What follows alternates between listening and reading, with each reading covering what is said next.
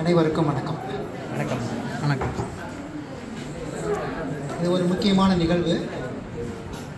3ஆம் ஆண்டு இளநிலை இயற்பியல் மாணவர்கள் மற்றும் முதுநிலை இயற்பியல் 2ஆம் ஆண்டு மாணவர்கள் ஃபேர்வெல் தினத்தில் நம்ம ஒன்றாக கூடியிருக்கிறோம்.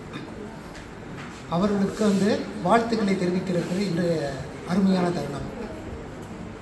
உங்களுடைய சார்பாக, ஆசிரியரின் சார்பாக மற்றும் என்னுடைய சார்பாக அவர்களுக்கு நான் வாழ்த்துக்களையும் மற்றும் கங்க்ராட்ஸ், பெஸ்ட் விஷஸ் அவர்களுக்கு நான் தெரிவிக்கிறேன்.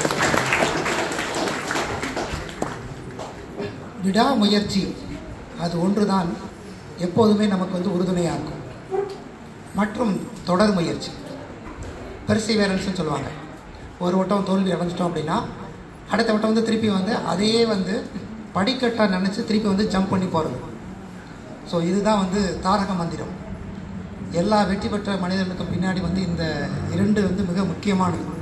விடாமுயற்சி கண்டிப்பாக இருக்கும். அதே மாதிரி ஹார்ட் ஒர்க் அதுவும் எப்பயுமே இருக்கும். 3ஆவது சொல்ல வேண்டியது பெர்சிவேரன்ஸ். நம்ம எல்லாமே தோல்வியை கண்டு துவண்டுடுவோம். தோல்வி தான், அவ்வளோதான், அதுக்கடுத்து நம்ம கண்டுக்கவே மாட்டோம். ஆனால் ஒவ்வொரு தோல்விகளும் நம்மளுக்கு எப்பயுமே படிக்கட்டுகளாக அமைகின்றன.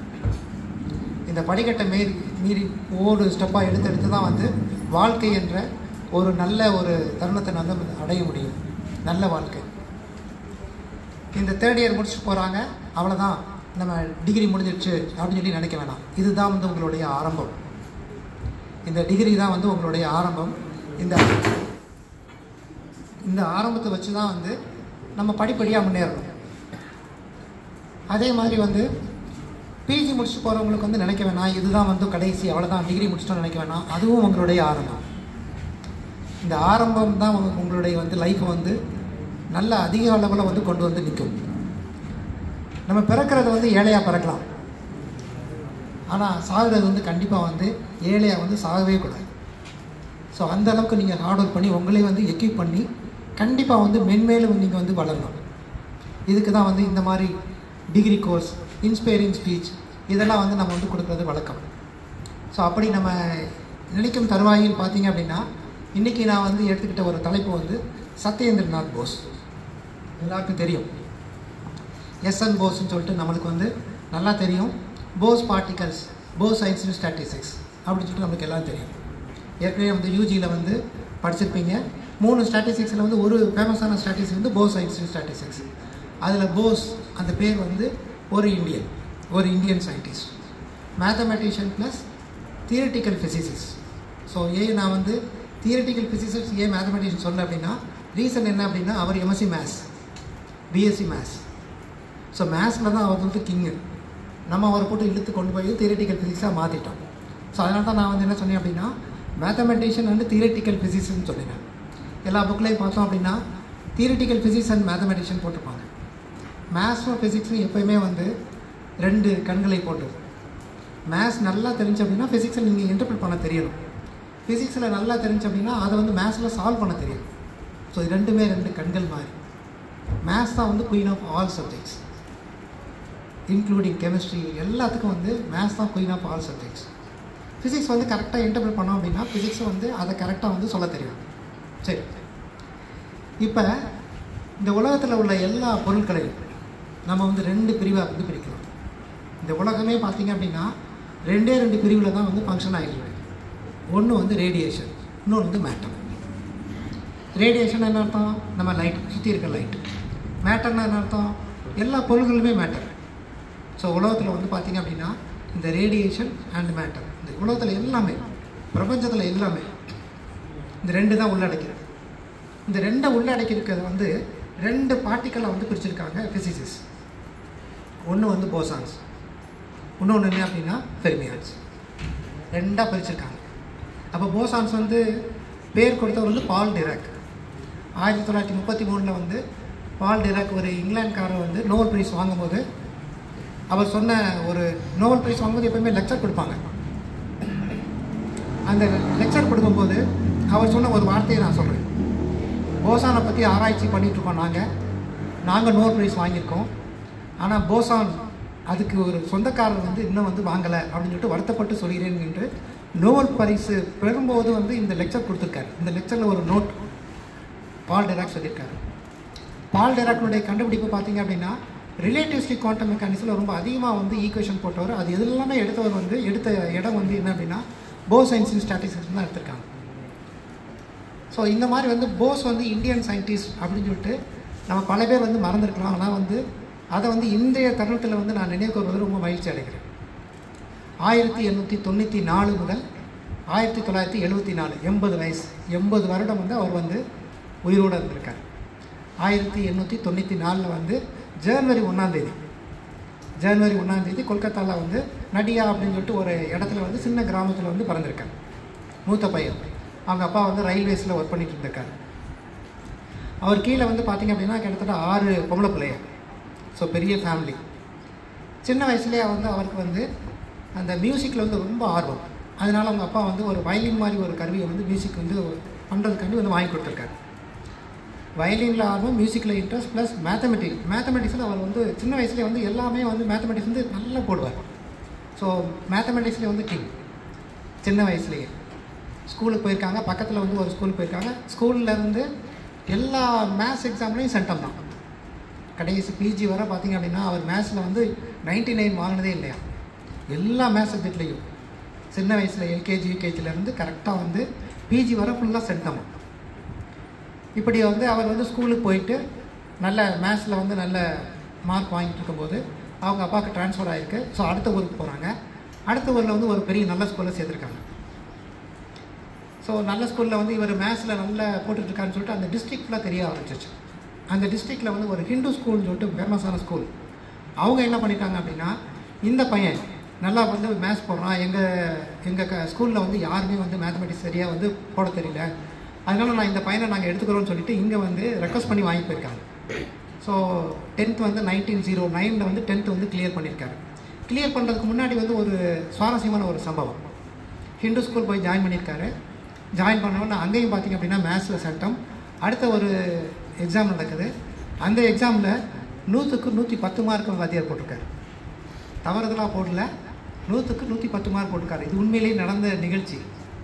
ஸோ ஒரு மேத்ஸ் வாத்தியார் வந்து 100க்கு 110 போகிறது அபூர்வம். தலைமை ஆசிரியர் கூப்பிட்டு வச்சு கேட்குறாரு, என்ன சார் இந்த பையனுக்கு எஸ்என் போஸ்க்கு நீங்கள் வந்து 100க்கு 110 மார்க் போட்டிருக்கீங்க எப்படி அப்படின்னு கேட்குறாரு.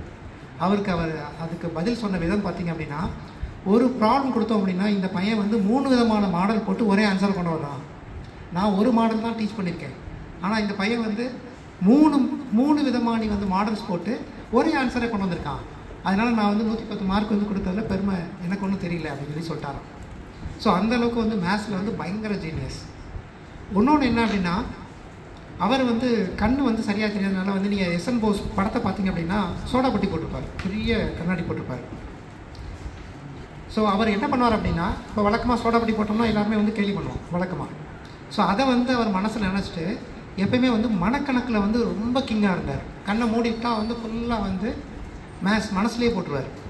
இதனால் வந்து அவங்க அம்மா என்ன பண்ணுவாங்க அப்படின்னா, வீட்லேயே வந்து ட்ரெயின் பண்ணும்போதே வந்து அவங்க இதெல்லாம் சொல்லிக் கொடுக்கும்போது டக்குன்னு வந்து மனக்கணக்கிலே எல்லாத்தையும் ஆன்சரையும் சொல்லிடுவார். அந்தளவுக்கு வந்து அவர் வந்து கிங்காக இருந்தார் மேத்தமேட்டிக்ஸ்.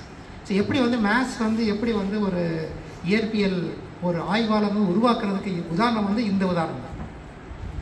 அதுதான் நான் சொன்னேன் வந்து மேத்ஸ் வந்து முக்கியமான சப்ஜெக்ட். மேத்ஸ் எப்பயுமே வந்து நம்ம வந்து நழுவ விட்டுறக்கூடாது. மேத்ஸ் வந்து படித்தோம் அப்படின்னா அது ஃபிசிக்ஸ் வந்து இன்டர்பிரட் பண்ண தெரியணும், ஃபிசிக்ஸ்னுடைய இது வந்து மேத்ஸை வந்து ப்ரூவ் பண்ண தெரியும். ஸோ இந்த ரெண்டு முக்கியமானது. சரி, இப்போ 1909 வந்து அவர் வந்து 10th முடிச்சிட்டார். அந்த காலத்தில் வழக்கமாக என்ன பண்ணோம் அப்படின்னா 10th முடித்தோடனே இந்த இன்டர்மீடியட் காலேஜ் அப்படின்னு சொல்லிட்டு 2 years இருக்கும். ஸோ யூஜி மாதிரி. அதனால் வந்து யூனிவர்சிட்டி ஆஃப் கல்கட்டா வந்து போய் ஜாயின் பண்ணார். அப்போ தான் வந்து அவருடைய க்ளோஸ் ஃப்ரெண்டு வந்து மேக்நாத் சாகா. இவரும் பயங்கரமான சயின்டிஸ்ட் தான். மேக்நாத் சாகா அப்படின்னு சொல்லிட்டு அவருடைய ஃப்ரெண்டு ஒரு அறிவுமாறாரு. ஸோ 2 பேருமே வந்து கம்ப்ளீட் பண்ணி பண்ணுறாங்க. ஸோ பண்ணிட்டு பார்த்திங்க அப்படின்னா யூஜியில் வந்து வழக்கமாக வந்து எஸ்என் போஸ் வந்து ஃபஸ்ட் மார்க்கு, மேக்நாத் சாகா வந்து செகண்ட் மார்க். ஸோ பிஜிலையும் first mark SN Bose, second mark வந்து சாகா. வழக்கமாக வந்து ஃப்ரெண்ட்ஸ்லாம் நம்ம என்ன பண்ணுவோம், ஃப்ரெண்ட்ஸ்லாம் வந்து ஜாலியாக படம் போடுறதுக்கு விளையாடுறதுக்கு இந்த மாதிரி தான் வந்து ஃப்ரெண்ட்ஸ் இருப்பாங்க, நீங்கள் பார்த்துருப்பீங்க. ஆனால் இந்த 2 ஃப்ரெண்ட்ஸும் பார்த்திங்க அப்படின்னா காம்படிட்டர். ஒரு நல்ல ஃப்ரெண்ட் அப்படின்னா நல்ல காம்படிட்டராக இருக்கணும், அப்போ தான் நம்ம முன்னேறுவோம். முக்கியமான வார்த்தை. ஃப்ரெண்ட் அப்படின்னா காம்படிட்டராக இருக்கணும். போஸுக்கு வந்து காம்படிட்டர் யார் அப்படின்னா சாகா. சாகா வந்து ஏதாவது ஒன்று சொன்னார் அப்படின்னா போஸ் வந்து இன்னும் அதிகமாக சொல்லுவார். போஸ் இன்னும் அதிகமாக சொன்னார் அப்படின்னா சாகா இன்னும் அதிகமாக ரிசர்ச்சில் சொல்லுவார். அந்தளவுக்கு வந்து அவங்க வந்து யூஜி முடிச்சுட்டு பிஜியில் வந்து அவ்வளோ ட்ரெயின் பண்ணாங்க. பிஜிலே வந்து ஒரு ரிசர்ச் பேப்பர்ஸ் வந்து 2 பேர் எழுதுறதுக்கு ட்ரை பண்ணாங்க. ஸோ பிஜி வந்து 1915 முடிச்சிட்டாங்க. 1915. இதுக்கிடையில் வந்து போஸுக்கு வந்து யூஜி பிஜி நடுவில் இந்த 1 இயர் ஒரு கேப்பில் வந்து அவருக்கு மேரேஜ் ஆயிடுச்சு. அந்த காலத்துலலாம் இயர்லி மேரேஜ் வந்து ஃபேமஸ் ஆனது. ஸோ மேரேஜ் ஆயிடுச்சு. 2015 வந்து பிஜி முடிச்சிட்டாங்க. பிஜி முடிச்சோம்னா பக்கத்தில் வந்து ஒரு புது காலேஜ் வந்து அசிஸ்டோஸ் முகர்ஜி அப்படின்னு சொல்லிட்டு, இவரை பற்றி நான் சொல்கிறேன் நான், முகர்ஜி அப்படின்னு சொல்லிட்டு அவர் வந்து ஒரு புது யூனிவர்சிட்டி ஆரம்பிக்கிறதுக்கு ட்ரை பண்ணார். University of college of research and science அப்படின்னு சொல்லிட்டு ஒரு புது காலேஜ். இவர் வந்து ஆக்சுவலாக வந்து லாயர் வந்து ஜட்ஜாக மாறிட்டார், அசிஸ்டோஸ் முகர்ஜி. ஆனால் அவர் வந்து லா படித்து ஜட்ஜானா கூட அவருடைய ஆம்பிஷன்லாம் பார்த்திங்க அப்படின்னா, அவருடைய தேர்ஸ்டி எல்லாம் எதில் இருந்துச்சு அப்படின்னா சயின்ஸில் தான் இருந்தது. எல்லாம் ஃபிசிக்ஸ், மேத்ஸ், இந்த மாதிரி கெமிஸ்ட்ரிலாம் இருந்தது. அதனால் என்ன பண்ணுவாராம், லா முடிச்சுட்டு ஈவினிங் ஃபுல்லாக வந்து 11 மணி வரை ஃபுல்லாக வந்து சயின்ஸையே படிப்பாராம். அதனால் அவருக்கு ஆர்வம் ஃபுல்லாக வந்து டிபார்ட்மெண்ட்டுக்கு வந்து ஸோ சயின்ஸ் மேலே கொஞ்சம் அதிகமாக ஆர்வம் வந்துருச்சு. ஸோ யூனிவர்சிட்டி ஆஃப் கல்கட்டாவில் வந்து என்ன பண்ணாங்க, இவர் லா படிக்கிறதுக்காட்டில் சயின்ஸில் தான் அவர் கிங்காக இருக்கார் அப்படின்னு சொல்லிட்டு கொஞ்ச நாள் கழிச்சு அவர் வந்து பிசி ஆக்கிட்டாங்க, வைஸ் சான்சலர் ஆக்கிட்டாங்க. அசிஸ்டோஸ் முகர்ஜி என்ன பண்ணார், அவருடைய ஓன் மணி ப்ளஸ் எல்லாத்தையும் மணி டொனேட் பண்ணி ஒரு யூனிவர்சிட்டி ஆரம்பிச்சிருக்காரு. அந்த யூனிவர்சிட்டி ஆரம்பித்ததில் இந்த 2 பேரை கூப்பிட்டு வந்து ஒர்க் பண்ண முடியுமான்னு கேட்குறாரு. ஸோ 2 பேரும் வந்து போய் கேட்குறாங்க. யார், எஸ்என் போஸும் மேக்னா சாகும். இதே டைமில் பார்த்தீங்க அப்படின்னா சர் சி வி ராமன் அதே டைமில் யூனிவர்சிட்டி ஆஃப் கல்கட்டாவில் இருக்கார். ஜெகதீஷ் சந்திர போஸ் நம்மளுக்கு தெரியும் ஏற்கனவே. ஜெகதீஷ் சந்திர போஸ் வந்து ஃபிசிசிஸ்ட். இந்த நம்ம தாவரத்தில் வந்து உங்களுக்கு தெரியுமில்ல மார்க்கோனி ஐடியாஸ், அதெல்லாம் வந்து ஜெகதீஷ் சந்திர போஸ் சொன்னவர். இவருக்கு ஃபிசிக்ஸ் எடுத்தவரை ஜெகதீஷ். அப்போ பாருங்கள், எல்லா ஜாம்பவான்களுக்குள்ள அந்த இடம். அதுக்குள்ளே யார் யுனைட் பண்ணா அப்படின்னா, எல்லோரும் யார் சேர்த்தா அப்படின்னா இந்த அசிஸ்டோஸ் முகர்ஜி தான். பாலின்னு சொல்லிட்டு இன்னொருத்தர், கல்டிவேஷன் சயின்ஸில் வந்து பாலி வந்து அதுலேயும் வந்து இல்லை எக்ஸ்பெரிமெண்டல் எக்யூப்மெண்ட்ஸ் எல்லாம் அந்த பாலி வச்சுருந்தார். ஸோ ஆல்மோஸ்ட் பார்த்திங்க அப்படின்னா ஒரு 6-7 பேர் வந்து ஃபுல்லாக ஜாம்பவான்கள் ஃபுல்லாக அந்த டைமில் வந்து வந்தாங்க. 1915 20 வரை. இப்போ 2 வருஷம் வந்து இந்த அசிஸ்டோஸ் முகர்ஜி சொல்கிறாரு, முதல்ல வந்து நீங்கள் வந்து போய் வந்து கற்றுட்டு வாங்க, லேட்டஸ்ட்டாக வந்து என்ன ஆராய்ச்சி பண்ணியிருக்காங்கன்னு சொல்லி கற்றுட்டு வாங்க, அப்புறம் நான் வந்து நீங்கள் வந்து காலேஜில் சேர்ந்துக்கலாம் அப்படின்னு சொல்லிட்டு 2 இயர்ஸ்க்கு வந்து அவர் வந்து என்ன பண்ணார், இந்த 2 பேருக்கு வந்து மணியும் கொடுத்து ஸ்டைப்பண்ட் கையில் கொடுத்து அவர் வந்து அனுப்பிச்சி விட்டார். இதுதான் அந்த டேர்னிங் பாயிண்ட். இப்போ இந்த அசிஸ்டோஸ் முகர்ஜி இல்லைன்னு வச்சுக்கோங்க, கண்டிப்பாக எஸ்என் போஸ் இருந்திருக்க மாட்டார். எப்படி சொல்கிறேன் அப்படின்னா, எஸ்என் போஸ் என்ன பண்ணியிருப்பார், காலேஜ் வாத்தியாராகி பழைய இயற்பியை தான் நடத்தியிருப்பார். சரியா, பழைய இயற்பியை அப்படி நடத்திட்டு போயிருப்பாங்க. ஆனால் அசிஸ்டோஸ் முகர்ஜி என்ன பண்ணுறாரு அப்படின்னா, லேட்டஸ்ட்டாக வந்து என்ன கண்டுபிடிச்சிருக்காங்கன்னு சொல்லிட்டு நீங்கள் முதல்ல கற்றுட்டு வாங்க அப்படின்னு சொல்லிட்டு 2 பேருக்கு வந்து சேலரி 2 வருஷத்துக்கு சேலரி கொடுக்குறாரு. ஆச்சரியமாக இருக்குல்ல, 2 வருஷத்துக்கு சேலரி கொடுத்து. இதுதான் இந்த இன்ஸ்பைரிங். யாராவது கண்டிப்பாக வந்து உங்களுக்கு இன்ஸ்பயர் ஆகிருப்பாங்க. கண்டிப்பாக நீங்கள் பின்பற்றிங்க அப்படின்னா கண்டிப்பாக பெரிய ஆள் ஆகிடும், இல்லைன்னா பழையபடி அப்படியே தான் இருக்க முடியும். சரி, இப்போ இந்த 2 வருஷத்தில் என்ன பண்ணாங்க அப்படின்னா, இவர் வந்து என்னென்ன ஆராய்ச்சி ரீசெண்டாக பண்ணிட்டாங்கன்னு சொல்லிட்டு ஆல்பர்ட் ஐன்ஸ்டீனுடைய ரிலேட்டிவிட்டி எடுக்கிறார். எல்லாம் பார்த்திங்க அப்படின்னா ஜெர்மன் லாங்குவேஜில் இருக்குது. பிளாங்க்னுடைய ரேடியேஷன்லாம் எடுக்கிறார், அதுவும் ஜெர்மன் லாங்குவேஜில் இருக்குது. சரி, அப்போ என்ன பண்ணோம், இதை கற்றுக்கணும் அப்படின்னா நம்ம ஜெர்மன் லாங்குவேஜ் தெரியணும் அப்படின்னு சொல்லிட்டு பிளான் பண்ணுறாங்க. ஏற்கனவே காலேஜில் கொஞ்சம் வந்து ஜெர்மனும் ஃப்ரெஞ்சும் கற்றுருக்காங்க. அதுக்கு முன்னாடியே வந்து அவருக்கு வந்து பெங்கால் தெரியும், ஹிந்தி தெரியும், அதுக்கடுத்து இங்கிலீஷ் அஃப்கோர்ஸ் கண்டிப்பாக தெரிஞ்சிருக்கணும். ஸோ 3 ஆயிடுச்சு. இப்போ ஜெர்மன், ஃப்ரெஞ்சு, மொத்தம் 5 லாங்குவேஜ் தரோவாக வந்து போஸ்க்கு வந்து கற்றுக்கிட்டார். அந்த 2 இயர்ஸில் கற்றுக்கிட்டு இருக்கிறது எல்லாத்தையும் ட்ரான்ஸ்லேட் பண்ண ஆரம்பித்தாங்க. ஆல்பர்ட் ஐன்ஸ்டீனுடைய ஸ்பெஷாலிட்டி ஆஃப் ரிலேட்டிவிட்டி 1905 வந்து வந்துச்சு. அதில் வந்து இந்த கிராவிட்டி வந்து நம்ம இன்க்ளூட் பண்ணலை. அதனால் 1915 வந்து ஆல்பர்ட் ஐன்ஸ்டீன் அதை மாடிஃபை பண்ணி ஜெனரல் தியரி ஆஃப் ரிலேட்டிவிட்டி போட்டார். இதை வந்து இப்போ ட்ரான்ஸ்லேட் பண்ணணும். ட்ரான்ஸ்லேட் பண்ணுறதுக்கு நம்ம வந்து என்ன பண்ணோம், ஒரு புக்கை ட்ரான்ஸ்லேட் பண்ணும்போது பெர்மிஷன் வாங்கணும். யார் அந்த ஆத்தரோ அவர்கிட்ட பெர்மிஷன் வாங்கணும். நம்மளாம் ட்ரான்ஸ்லேட் பண்ணக்கூடாது, பம்பில் மாட்டிக்கிறோம். ஸோ அதனால் என்ன பண்ணார் அப்படின்னா, இவங்க வந்து லெட்டர் எழுதுகிறாங்க. யாருக்கு, ஆல்பர்ட் ஐன்ஸ்டீன் லெட்டர் எழுதுகிறாங்க. Respected sir. நீங்கள் நெட்டில் பார்த்தீங்க அப்படின்னா ஃபஸ்ட்டு லைன் இந்த மாதிரி தான் இருக்கும், ரெஸ்பெக்டட் சார் அப்படின்ட்டு ஒரு வார்த்தை இருக்கும். ஸோ நாங்கள் வந்து 2 பேர் வந்து இப்போ வந்து நாங்கள் வந்து புதுசாக வந்து காலேஜ் ஆரம்பிச்சதில் ஜாயின் பண்ண போகிறோம். எங்களுக்கு வந்து உங்களுடைய special theory relativity and general their relativity வந்து ட்ரான்ஸ்ஃபர் பண்ணுறதுக்கு பெர்மிஷன் கொடுங்க அப்படின்னு சொல்லிட்டு. ஸோ ஒரு 20 நாள் கழித்து ஆல்பர்ட் ஐன்ஸ்டீன் லெட்டர் வருது, எஸ் கிராண்டட் அப்படின்னு சொல்லிட்டு வந்துடுச்சு. ஸோ இங்கே வந்து ட்ரான்ஸ்ஃபர் பண்ண ஆரம்பித்தாங்க. அப்படியே கொஞ்சம் கொஞ்சமாக வந்து பிளாங்கினுடைய ஐடியா எல்லாத்தையும் வந்து இப்படி கொஞ்சம் கொஞ்சமாக அந்த நியூ ஃபிசிக்ஸில் வந்து 1900 1920 வரை உள்ள நியூ ஃபிசிக்ஸ் குவாண்டம் மெக்கானிக்ஸில் அவங்களுக்கு கொஞ்சம் ஆர்வம் வந்துருச்சு. ஆர்வம் வந்து நடத்த ஆரம்பிக்கிறாங்க. 2 பிரிவாக பிரிஞ்சிடுறாங்க. போஸ் வந்து என்ன பண்ணார் அப்படின்னா ஸ்டாட்டிஸ்டிக் மெக்கானிக்ஸ், மேத்தமெட்டிக் ஃபிசிக்ஸ் அதில் போயிடுறாரு. மேக்னாஸ் சாகா வந்து இன்னொரு தெர்மோடைனமிக்ஸ் அதில் போயிடுறாரு. மேக்னாஸ் சாமாவும் சும்மா கிடையாது. நீங்கள் ஸ்டெல்லார் ரேடியேஷன், அயனைசிங் ரேடியேஷனில் வந்து மேக்னாஸ் சாகா இல்லாத ஈக்குவேஷனே கிடையாது. அந்தளவுக்கு மேக்னாஸ் சாகாவும் ஃபேமஸானவர். இது அடுத்ததில் நம்ம பார்ப்போம். ஸோ முதல்ல போஸ் முடிச்சிடுவாங்க. ஸோ போஸ் என்ன பண்ணுறாரு அப்படின்னா டிரான்ஸ்லேஷன் ஃபுல்லாக பண்ணிவிட்டு நல்ல இன்ஸ்பயர் ஆனோன்னே பிளாங்கினுடைய அவருடைய இந்த ஃபஸ்ட்டு பேப்பர் போட்டிருக்காரு. பிளாங்க் வந்து 1901 வந்து பார்த்திங்க அப்படின்னா ஒரு பேப்பர் பிளாங்க்ஸ் ரேடியேஷன்லாம் நீங்கள் படிச்சிருப்பீங்க. எனர்ஜி டிஸ்ட்ரிபியூஷன் எப்படி வந்து டிஸ்ட்ரிபியூட் ஆகுது அப்படின்னு சொல்லி நீங்கள் பார்த்துருப்பீங்க. அதில் வந்து முக்கியமானது வந்து எப்படின்னா E=Nhν. அதுதான் குவாண்டம் மெக்கானிக்ஸுடைய பேஸ். ஸோ அதை வந்து டிரைவ் பண்ணி பார்க்குறாரு. டிரைவ் பண்ணி கிளாஸில் வந்து போடுறாரு. இது நடந்தது அப்படின்னு சொல்லிடுறேன். எப்போ அப்படின்னா யூனிவர்சிட்டி ஆஃப் டாக்கா, இப்போ பங்களாதேஷில் இருக்குது. பங்களாதேஷ் உங்களுக்கு தெரியும் வந்து முன்னாடி வந்து சேர்ந்துருந்தது, எல்லாம் பங்களாதேஷெல்லாம் சேர்ந்துருந்தது. இப்போ வந்து அது 1947 முன்னாடி பிரிச்சுட்டாங்க. நான் 2007 வந்து இட்டாலி போயிருக்கும்போது யூனிவர்சிட்டி ஆஃப் டாக்காவில் இருந்து ஒரு மேத்தமெட்டிக்ஸ் வந்து என்னுடைய ரூம்மேட்டாக இருந்திருக்கான். ஸோ சொல்கிறதுல பெருமையாக. இப்போ யூனிவர்சிட்டி ஆஃப் டாக்காவில் வந்து அவர் டிரைவ் பண்ணிகிட்டே இருக்கும்போது டக்குன்னு வந்து ஒரு புது ஐடியா வந்து போஸ்க்கு வந்து ஸ்ட்ரைக் ஆகி ஃபுல்லாக டிரைவ் பண்ணி ஒரு 2 நாள் லீவ் எடுத்து டெரிவேஷன் ஃபுல்லாக பக்காவாக வச்சுக்கிட்டாரு. அந்த டெரிவேஷன் என்ன அப்படின்னா பிளாங்க் வந்து என்ன பண்ணாரோ அதே ரிசல்ட்டு தான் வந்துச்சு. ஆனால் பிளாங்க் வந்து எங்கே ஆரம்பித்தாரோ அங்கே ஆரம்பிக்காமல் இவர் வந்து வேறு இடத்துல ஆரம்பிச்சிருக்காரு. பிளாங்க் வந்து எங்கே ஆரம்பிச்சிருக்காரு அப்படின்னா மேக்ஸ்வெல் போல்ட்ஸ்மேன் ஸ்டாட்டிஸ்டிக்ஸ்லேருந்து ஆரம்பிச்சிருக்காரு. அது வந்து கிளாசிக்கல் ஸ்டாட்டிஸ்டிக்ஸ். சரியா? பிளாங்க் வந்து ஒரு ரிசல்ட் வந்து கிடச்சிருக்காரு. ஸோ கிளாசிக்கல் ஸ்டாட்டிஸ்டிக்ஸில் எடுத்து அவர் வந்து பார்ட்டிக்கல் வந்து பெரிய பெரிய பார்ட்டிக்கல் வச்சு, கிளாசிக்கல் பார்ட்டிக்கல் வச்சு நான் ஐடென்டிக்கல் பார்ட்டிக்கல்னால் ஒரே மாதிரியே இருக்கும் அப்படின்னு சொல்லிட்டு அவர் வந்து பிளாங்க்குடைய ஐடியா வச்சு பண்ணார். பிளாங்க் அப்படி தான் பண்ணி ஒரு ஈக்குவேஷன் வந்திருக்கு. ஆனால் இவர் என்ன திங்க் பண்ணார் அப்படின்னா போஸ் எப்படி திங்க் பண்ணார்னா டிஃப்ரெண்ட்டாக திங்க் பண்ணாவே பெரிய ஆள் ஆகிடும்.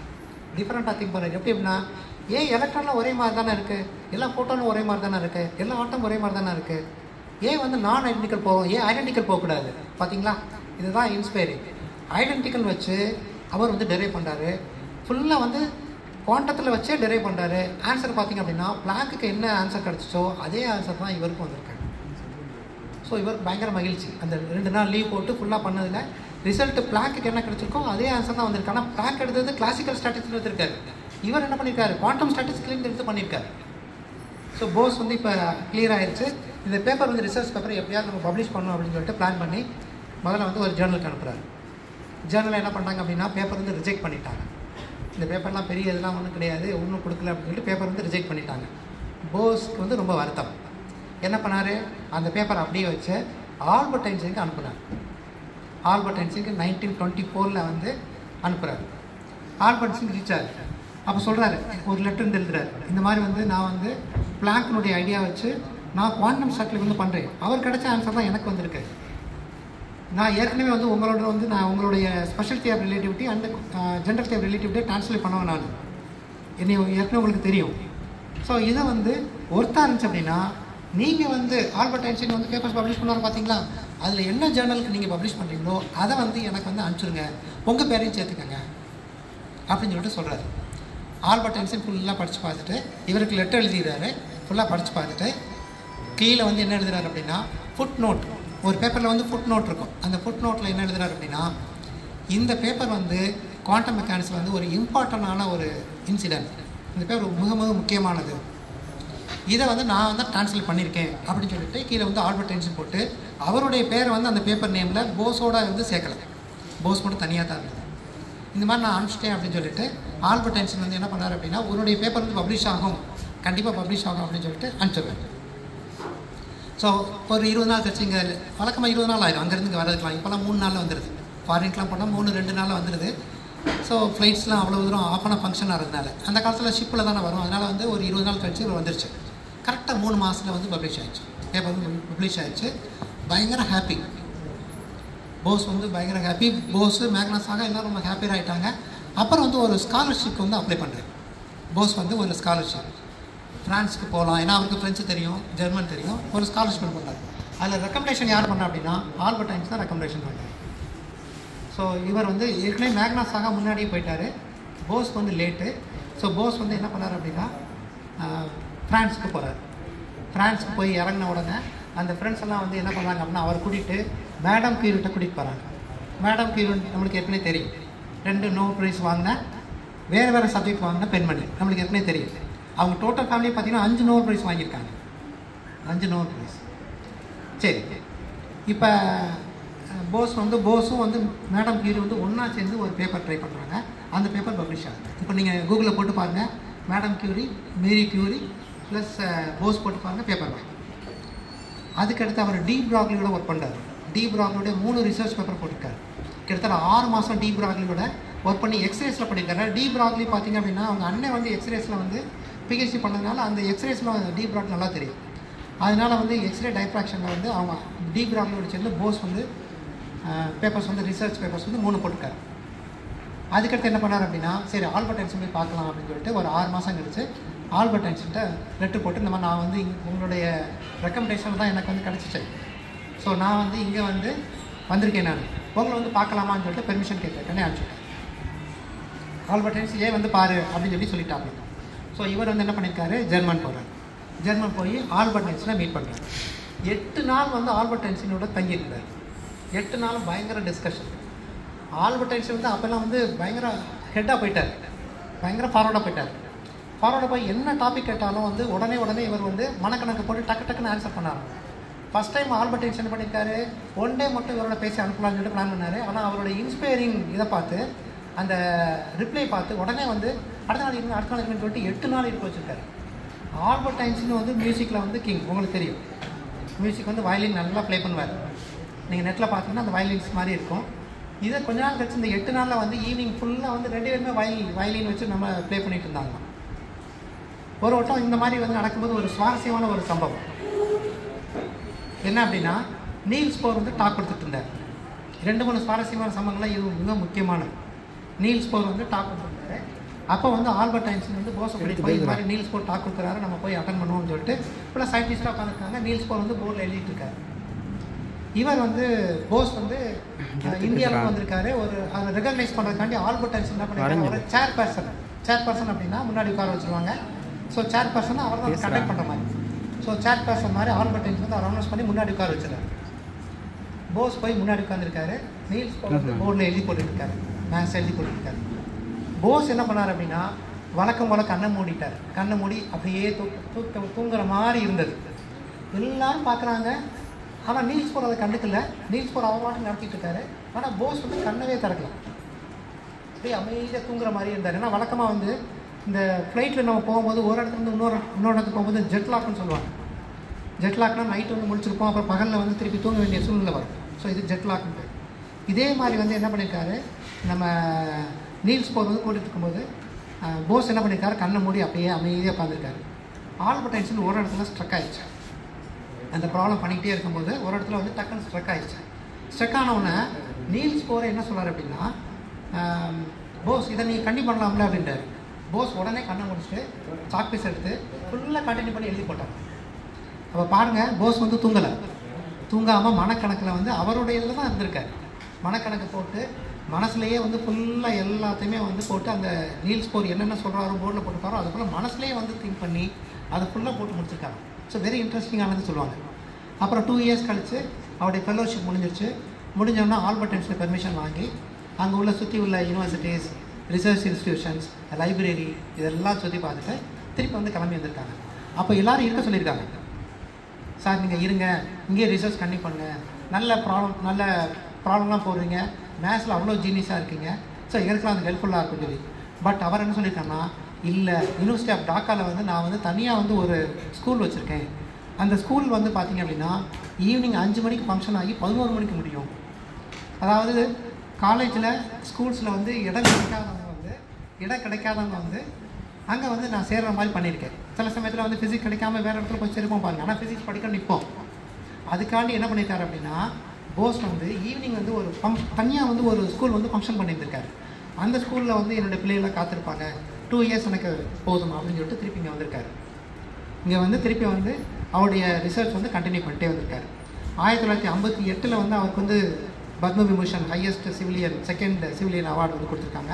அது மாதிரி எஃப்ஆர்எஸ் கொடுத்துருக்காங்க. ஸோ நல்லா ரெகக்னைஸ் பண்ணியிருக்காங்க. ஆனால் நோபல் ப்ரைஸ் வந்து அவருக்கு கிடைக்கல. பல முறை வந்து நாமினேட் பண்ணியும் அவருக்கு வந்து கிடைக்கல. அவரே ஒரு சமயத்தில் சொல்லியிருக்காரு, எனக்கு நோபல் ப்ரைஸ் கிடைக்கிறது எனக்கு வருத்தமே கிடையாது, அதை தாண்டி வந்து எனக்கு அவ்வளோ ரெகக்னைசேஷன் வந்து எனக்கு என்னுடைய ஒர்க்குக்கு வந்து கொடுத்துருக்காங்க, எனக்கு இதே போதும் அப்படின்னு சொல்லியிருக்காரு. ஸோ அந்த பெரிய மனிதன் நம்ம இந்தியன் சயின்டிஸ்ட்டை பார்த்து இன்றைக்கி வந்து சொல்கிறதுல வந்து நான் பெருமைப்படுறேன். இந்தியன் சயின்டிஸ்டுடைய ஹார்ட் ஒர்க் எப்போயுமே வந்து நம்மளை எப்போயுமே வந்து வளர வைக்கும். ஹார்ட் ஒர்க் எப்போயுமே நம்மளை வந்து எங்கேயோ கொண்டு போயிடும். ஸோ அதனால் பார்த்துக்கோங்க, நீங்கள் யூஜி வந்து முடிச்சணும், இவ்வளோ தான் முடிஞ்சிடுச்சுன்னு நினைக்கிறேன்னா இதுதான் வந்து உங்களுடைய ஆரம்பம். இந்த ஆரம்பத்தை வச்சுக்கிட்டு நீங்கள் மென்மேலும் வந்து வளரணும். அதே மாதிரி பிஜி வந்து இதோடு நின்றாங்க. பிஜி வந்து நீங்கள் அடுத்தடுத்து படித்து நீங்கள் உங்களுடைய வாழ்க்கையில் வந்து சிரம் வளர்க்க நான் வந்து இறைவனை வேண்டி விரும்புகிறேன். தேங்க்யூ.